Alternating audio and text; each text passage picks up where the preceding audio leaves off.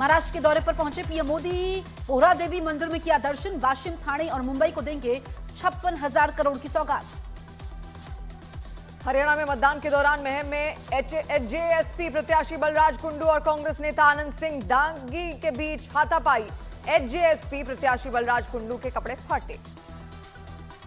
हरियाणा के महम में हुए बवाल पर कांग्रेस नेता आनंद सिंह दांगी ने एचजेएसपी प्रत्याशी बलराज कुंडू पर लगाए गंभीर आरोप। कहा, एचजेएसपी प्रत्याशी ने की माहौल बिगाड़ने की कोशिश।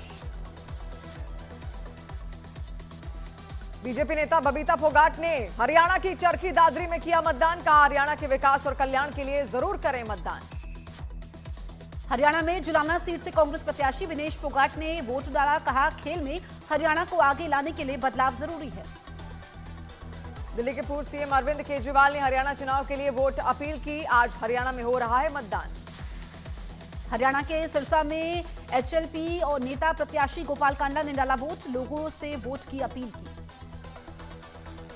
हरियाणा के पूर्व सीएम और केंद्रीय मंत्री मनोहर लाल खट्टर ने डाला वोट। लोगों से भी की वोट डालने की अपील। ओलंपिक्स पदक विजेता मनु भाकर ने भी किया मतदान। परिवार के साथ वोट डालने पहुंची थी मनु भाकर। हरियाणा में सुबह 11 बजे तक 22.70% मतदान। सीएम नायब सिंह सैनी और पूर्व सीएम भूपेंद्र सिंह हुड्डा समेत कई दिग्गज उम्मीदवारों की किस्मत दांव पर।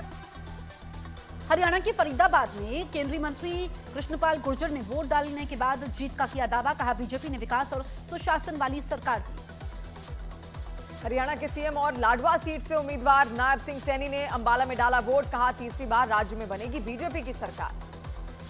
हरियाणा के पूर्व डिप्टी सीएम और जेजेपी नेता दुष्यंत चौटाला ने सिरसा में डाला वोट। कहा, पिछले चुनाव की तुलना में ज्यादा वोट मिलेंगे। हरियाणा की कैथल सीट से कांग्रेस उम्मीदवार आदित्य सुरजेवाला ने परिवार के साथ किया मतदान। कहा, भय मुक्त हरियाणा के लिए करेंगे मतदान। कांग्रेस नेता कुमारी सैलजा ने हिसार में किया मतदान। लोगों से भी ज्यादा से ज्यादा मतदान में हिस्सा लेने की अपील की है। कांग्रेस में हरियाणा के सीएम फेस को लेकर कुमारी सैलजा ने फिर ठोकी दावेदारी। कहा, हाईकमान मुझे नजरअंदाज नहीं करेगा। कुमारी सैलजा के बयान पर बोले हरीश रावत, पार्टी नेताओं विधायकों से बात करके हाईकमान तय करेगा मुख्यमंत्री का नाम। हरियाणा विधानसभा चुनाव को देखते हुए हिमाचल सरकार ने छुट्टी का किया ऐलान। हरियाणा की सभी सीटों पर एक ही चरण में मतदान। पीएम मोदी जारी करेंगे किसान सम्मान निधि योजना की 18वीं किस्त। 9.5 करोड़ किसानों के खाते में आएंगे 2,000 रुपए। 56,000 करोड़ की ड्रग्स खेप में कांग्रेस नेता की संलिप्तता पर अमित शाह का निशाना। कहा, कांग्रेस कभी नशामुक्त भारत नहीं बना सकती।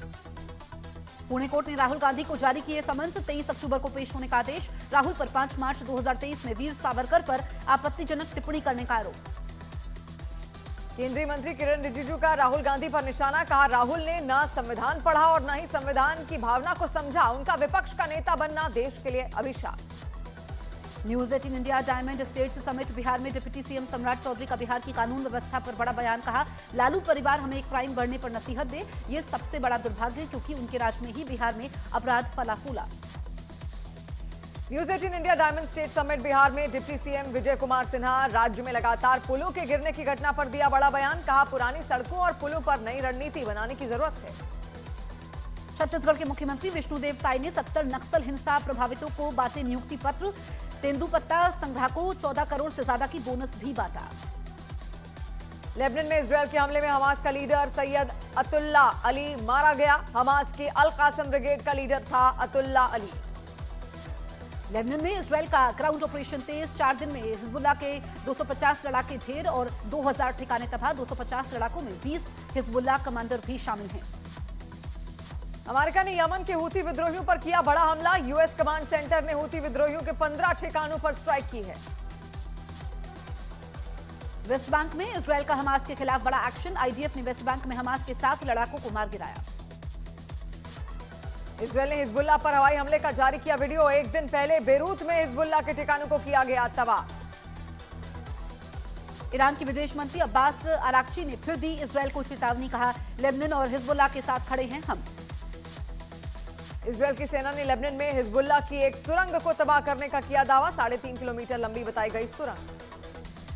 ईरान के रिवॉल्यूशनरी गार्ड ने इजरायल को दी तबाह करने की धमकी। इजरायल के बिजली संयंत्र, रिफाइनरी और गैस डिपो को निशाना बनाने की दी चेतावनी। यति नरसिंहानंद के बयान पर महाराष्ट्र के अमरावती में बवाल। लोगों ने पुलिस थाना घेराव किया और पथराव किया। पुलिस ने किया आंसू गैस का इस्तेमाल।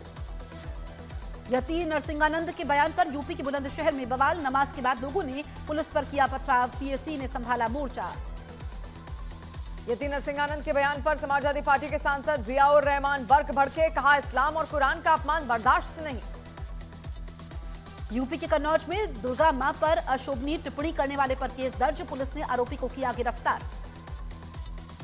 जम्मू कश्मीर के कुपवाड़ा में घुसपैठ की कोशिश में मारे गए 2 संदिग्ध आतंकी। सेना ने बॉर्डर पर बढ़ाया चेकिंग अभियान। आतंकी संगठन जैश ए मोहम्मद से जुड़े इनपुट को लेकर जम्मू कश्मीर, महाराष्ट्र समेत 5 राज्यों में एनआईए की छापेमारी। 22 ठिकानों पर एनआईए की टीमें कर रही हैं छानबीन। कई लोग हिरासत में लिए गए। छत्तीसगढ़ में सुरक्षा बल ने 31 नक्सली मार गिराए। 8-8 लाख के 2 इनामी नक्सली भी ढेर। सीएम विष्णु साय ने की हाई लेवल मीटिंग।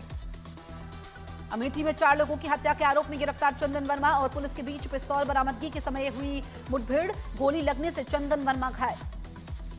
4 लोगों की हत्या के आरोपी चंदन वर्मा को देर रात यूपी एसटीएफ ने किया था गिरफ्तार। चंदन पर अमेठी हत्याकांड को अंजाम देने का है आरोप। पुणे में 21 साल की लड़की का गैंगरेप। आरोपियों के स्केच जारी। क्राइम ब्रांच की 14 टीमें आरोपियों की तलाश में जुटी। पुणे गैंगरेप केस की जांच के लिए पुलिस की 10 टीमों को लगाया गया। घटनास्थल पर पुलिस कमिश्नर ने फॉरेंसिक टीम के साथ किया निरीक्षण। कानपुर में ठगी का हैरान करने वाला मामला। लोगों ने पति पत्नी पर लगाया बुजुर्गों को जवान बनाने के नाम पर 35 करोड़ की ठगी करने का आरोप। यूपी के देवरिया में 2 छात्राओं के साथ छेड़खानी। दिन दहाड़े मोटरसाइकिल सवार 4 युवकों पर आरोप। सीसीटीवी में रिकॉर्ड तस्वीरें। दिल्ली के नारायणा इलाके में कार शोरूम मालिक को फिर मिली धमकी। अमेरिका से गैंगस्टर हिमांशु भाऊ ने कुरियर के जरिए धमकी भरा नोट भेजा। बिहार के छपरा में बाढ़ से हाहाकार। नेपाल से पानी छोड़ने के बाद निचले इलाकों में बिगड़े हालात। घर की छतों और बांध पर शरण लेने को मजबूर हुए लोग। बिहार के मोतिहारी में थाने में भरा कई फीट पानी। थाने को अस्थायी रूप से करना पड़ा शिफ्ट। बिहार सरकार में मंत्री अशोक चौधरी ने नाव से बाढ़ग्रस्त इलाकों का किया दौरा। बाढ़ प्रभावित लोगों से मिलकर उनकी समस्याएं भी सुनी।